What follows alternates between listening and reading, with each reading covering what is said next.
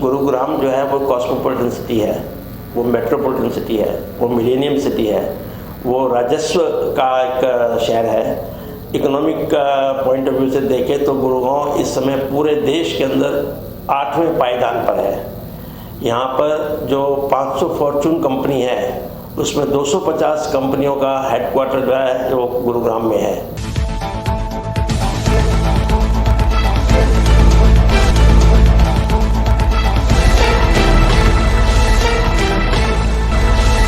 इस बार गुरुग्राम नगर निगम में वार्ड पार्षद के साथ साथ मेयर के लिए भी आम चुनाव होने हैं। भाजपा ने इन दोनों पदों के लिए अपना उम्मीदवार खड़ा करने का निर्णय लिया है। भाजपा में मेयर पद के लिए वैसे तो कई दावेदार हैं, लेकिन उनमें से प्रमुख दावेदार हैं गुरुग्राम के प्रसिद्ध उद्योगपति एवं समाज सेवी बोधराज सीकरी, जो हरियाणा के मुख्यमंत्री मनोहर लाल के भी काफ़ी नज़दीकी माने जाते हैं। वर्तमान में ये हरियाणा स्टेट CSR ट्रस्ट के वाइस चेयरमैन और भाजपा के प्रमुख नेता हैं। देखो, मेरा जो आग्रह है अपने संगठन से, एक होता है कमांड करना, एक होता है डिमांड करना। आदमी को डिमांड नहीं करनी चाहिए, आपकी कार्यशैली से कमांड करनी चाहिए। मेरा उनसे आग्रह यही था कि गुरुग्राम जो है वो कॉस्मोपॉलिटन सिटी है, वो मेट्रोपॉलिटन सिटी है, वो मिलेनियम सिटी है, वो राजस्व का एक शहर है। इकोनॉमिक पॉइंट ऑफ व्यू से देखें तो गुरुगांव इस समय पूरे देश के अंदर 8वें पायदान पर है। यहाँ पर जो 500 फॉर्चून कंपनी है उसमें 250 कंपनियों का हेडक्वार्टर जो है वो गुरुग्राम में है। तो यहाँ पर एक नेता के बजाय एक प्लानर, एक प्रशासक जिसको सरकार का भी अनुभव हो और प्राइवेट सेक्टर का भी अनुभव हो, कॉर्पोरेट का भी अनुभव हो, उस दृष्टि से, क्योंकि जो यहाँ पर आबादी है वो नौजवान ज़्यादा है कॉर्पोरेट का सेक्टर के कारण, और वो हर प्रांत से आए हुए हैं। लगभग कोई ऐसा 29 प्रांत में से ऐसा प्रांत नहीं होगा जिनका कोई युवा बच्चा यहाँ पर नौकरी ना करता हो, हस्बैंड वाइफ भी करते हैं। तो इस केस में मेरा उनसे सुझाव था, मेरा उनसे आग्रह था कि यहाँ पर आपको एक ऐसी बैकग्राउंड का व्यक्ति चाहिए जिसने गुरुगांव को गुरुग्राम बनते हुए देखा हो। अब हम जब बाल्यकाल में थे तो उस समय हमने देखा है कि सवेरे 4 बजे उठना पड़ता था पानी भरने के लिए, और नीचे खड्डा खोद करके टैप लगी होती थी। 4 बजे उठो, 4:30 के बाद पानी बंद हो जाता था, नीचे झुक करके बाल्टी भरती थी, तब जा कर के नहाना होता था। उस समय फ्लश सिस्टम नहीं था, बिजली आती थी तो बस नाम के वास्ते आती थी। तो समय बदला, एक बड़ा विशाल रूप ले लिया। तो अब उसको चलाने के लिए एक ऐसे व्यक्ति की ज़रूरत है जिसको प्रशासनिक अनुभव भी हो, जिसको कॉर्पोरेट बैकग्राउंड भी हो, जो शिक्षित भी हो और जो सक्षम भी हो, और उसका पेट भी भरा हुआ हो। कई बार बहुत सारे दोषारोपण होते हैं भ्रष्टाचार के ऊपर। जिस व्यक्ति ने जीवन के अंदर खूब कमा लिया हो, उसका मात्र लक्ष्य होना चाहिए कि अब सेवा, समर्पण, सहयोग। तो बाकी तो संगठन के हाथ में है कि वो क्या सोचते हैं, और संगठन का निर्णय ही सर्वोपरि होगा।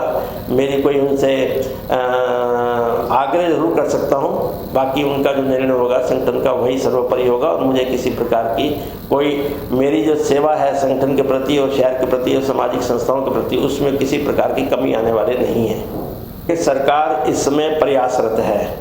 GMDA का आना, पहले हुड्डा आया, पहले अर्बन स्टेट आया, फिर हुड्डा आया, फिर MCG, GMDA, इन सब का आना बड़ा संकेत अच्छा है कि हमारे इस शहर के प्रति, हित के प्रति ये सब किया गया है।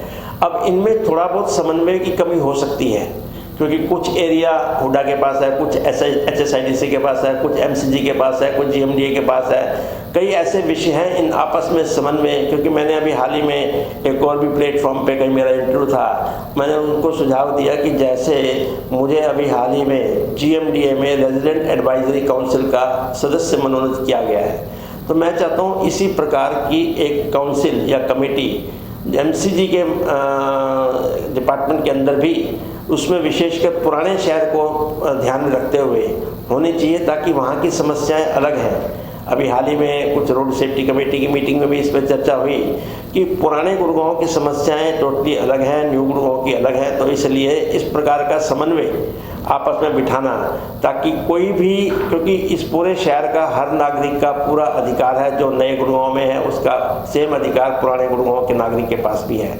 तो कुछ एक समस्या है, पानी से संबंधित है, वाटर लॉगिंग की है, और इस प्रकार की समस्याओं को, क्योंकि जब आप किसी प्लानर को मेयर बनाएंगे वो पहले उसका ब्लूप्रिंट बनाएगा, सुनियोजित तरीके से काम करेगा, क्योंकि फिर उसका समीक्षा करेगा, क्योंकि ये समीक्षा चाहे 15 दिन में हो, चाहे महीने में हो, क्वार्टरली हो, 6 मंथली हो, वार्षिक हो, ये बहुत ज़रूरी है। तो आपकी बात ठीक है कि पुराने गुड़गांव में बहुत सारी ऐसी समस्या है, ट्रैफिक की भी समस्या है, और क्योंकि बहुत पुराना शहर है, और उसके बाद जब पहले वाली सरकारों ने बिना सुनियोजित तरीके से बस फटाफट एक्सपेंशन करते गए, शहरीकरण करते गए और फॉरेस्ट काटते गए, जिसके परिणाम स्वरूप आज इवन यहाँ पर पर्यावरण भी एक मुद्दा बन चुका है। तो सबके साथ बैठ करके सबका आपस में समन्वय, सभी विभागों का, और बाकायदा एक प्रॉपर प्लानिंग और बजट एलोकेशन भी इस तरीके से हो कि जहाँ पर ज़्यादा ज़रूरत है उसको पहले प्रेफरेंस दी जाए, जहाँ कम ज़रूरत है उसको कम प्रेफरेंस दी जाए, ताकि पूरा संतुलन पूरे शहर का एक जैसा हो। देखो, आपने रोटी, कपड़ा और मकान ये मुद्दे उठाए हैं। आपकी सूचना के लिए भाजपा एक पहली सरकार है पूरे विश्व के अंदर जिसने कोविड के दौरान 80 करोड़ लोगों के घरों में निरंतर 2 साल अभी भी वो स्कीम जारी है, निरंतर उनके घरों में राशन पहुंचाया, किसी के माध्यम से नहीं, बीच में कोई दलाल नहीं है। तो एक तो पेट जिस व्यक्ति का भरा होगा वो संतुष्ट होगा, एक। दूसरा, आपने प्राइम मिनिस्टर आवास योजना का लगता है पूरा पढ़ा नहीं है। ये पहली सरकार है जिसने गरीबों के लिए मकान बनाने का एक लक्ष्य लिया है। उसी स्कीम के आधार के ऊपर पिछले हफ्ते भी आपने समाचार पत्र में पढ़ा होगा, माननीय श्री मनोहर लाल जी, हमारे जब मुख्यमंत्री हरियाणा के, उन्होंने उस प्राइम मिनिस्टर स्कीम के अतिरिक्त हरियाणा के अंदर मुख्यमंत्री नाम की स्कीम निकाली है। तो देखिए, ये इंफ्रास्ट्रक्चर का काम है, ये ओवरनाइट नहीं हो सकता है, लेकिन किसी ने इनिशिएटिव तो लिया है, किसी ने आगे आकर के सोचा तो है। तो इस प्रकार जो भी प्रवासी मजदूर हैं, चाहे वो लोकल है, उन सबके लिए, क्योंकि सारे हमारे राष्ट्र के नागरिक हैं, चाहे वो यहाँ का है, चाहे वो बाहर का है, चाहे वो उत्तर प्रदेश का है, चाहे वो बिहार का, वो हमारे लिए हमारा ही अभिन्न अंग है। तो उसके लिए सरकार गंभीरता से सोच रही। सबसे बड़ी बात है कि आपने देखा घोटाले नहीं हो रहे हैं। आपने अगर 10 साल जो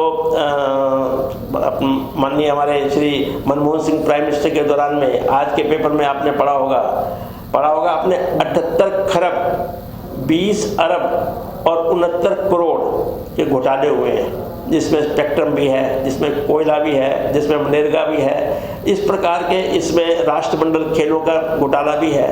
तो वो देखो कितना उस अमाउंट से हमारे देश की पूरी रक्षा, कुछ भी, चाहे आप युद्धपोत ले लो, चाहे आप मिसाइल ले लो, चाहे राइफल ले लो, कितना कुछ कर सकते थे। वो घोटाले जो है वो हमारे देश को दीमक की तरह खा गए। कम से कम आज कोई भी व्यक्ति, चाहे हमारा विरोधी दल का व्यक्ति क्यों ना हो, ये नहीं कह सकता कि यहाँ पर भ्रष्टाचार हुआ है। बाकी छोटी मोटी शिकायतें चलती रहती हैं, वो एक समाज का हिस्सा है, उसको भी ऐसा ऐसा हमारे प्रधानमंत्री महोदय और मुख्यमंत्री महोदय अपने तरीके से संभाल रहे हैं। और आने वाले दिनों में ये जो आपने आवास योजना की बात की है, अवश्य ही, क्योंकि यहाँ रोजगार, यहाँ बड़ा उद्योग आ रहा है, फॉरेन इन्वेस्टमेंट हरियाणा के अंदर बहुत आ रही है, तो उसके कारण रोजगार भी मिलेगा व्यक्ति को, और युवा को रोजगार मिलेगा, और अपना खुद भी वो सेल्फ एम्प्लॉयमेंट के रास्ते पे चलेगा, औरों को भी रोजगार देगा, और आवास की जो इनकी स्कीम है वो भी सफल होगी।